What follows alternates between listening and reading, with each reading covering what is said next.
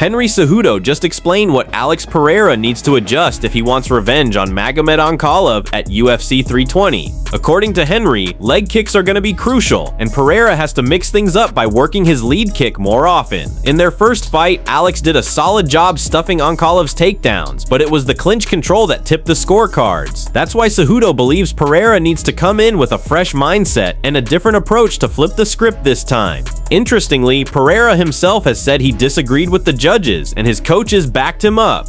On Alex's YouTube channel, Plinio Cruz and Glover Teixeira argued that he clearly won rounds 1, 3, and 5. The judges all agreed he took the first, but only one gave him the fifth, and the third was unanimous for Ankalaev. Win or lose, Pereira has hinted at moving up to heavyweight to fight the winner of Tom Aspinall versus Cyril Gane, since he already holds wins over most of the top contenders at 205.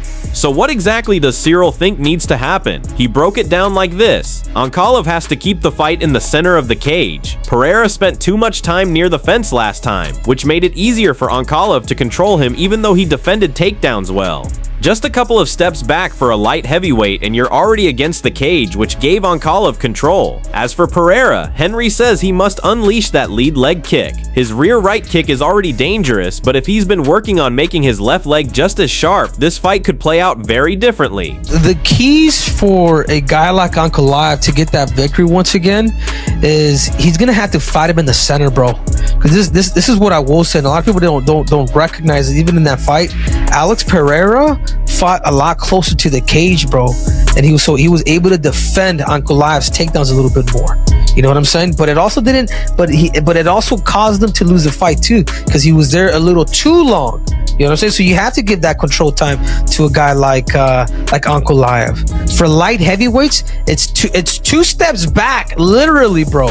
And they are against the cage. These are the things that Magomed Ankalaev needs to do to secure it. And for Alex Pereira, man, he's Shama. He's gonna have to let go of that lead leg kick, man, because his right is really good. But if he can make his right lead leg if he can make his left as good as his right, if he did that for this camp, it could be a different fight, man. Alex Pereira shocked fans when he admitted he was actually scared of Sean Strickland before their fight at UFC 276. Surprising, right? The guy who terrifies most opponents was the one feeling the nerves. Pereira explained that during the build-up, Strickland's energy was unsettling. He said Sean looked like he genuinely wanted to kill him, and for months leading up to the fight, that fear lingered, even if it was under control. Once the fight began, Pereira relaxed after hearing Strickland talk inside the cage. He realized that while Sean is a skilled and experienced fighter, a lot of what he was saying didn't even make sense. But the moment Strickland entered the octagon and stared him down with a look he hadn't shown before, that's when Pereira admits he was the most afraid. He said Sean seemed like a completely different person under the lights.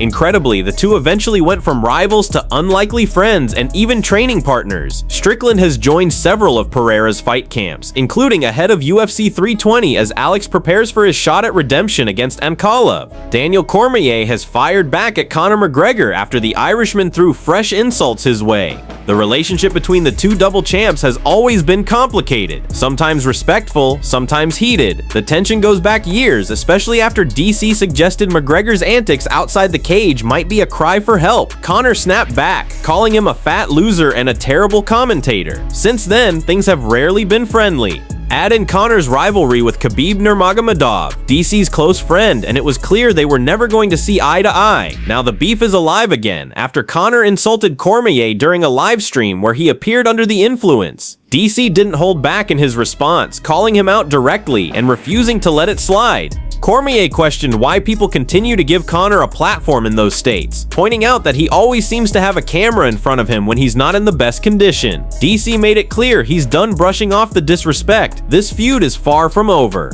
You know what's crazy about not happening? So sometimes you might black out, right, and do something that you don't remember. You know who did that? Again? Conor McGregor. Did you see it? Oh my God. Hey, do people care? Do people even, I gotta ask this. I mean, look. Stop worrying about me. Don't worry about Daniel Cormier. Don't worry about the things that I'm saying. Don't worry about how I'm dressing and how I'm looking. Don't do that. Do people care about him? They keep putting him in those situations when he's in that state.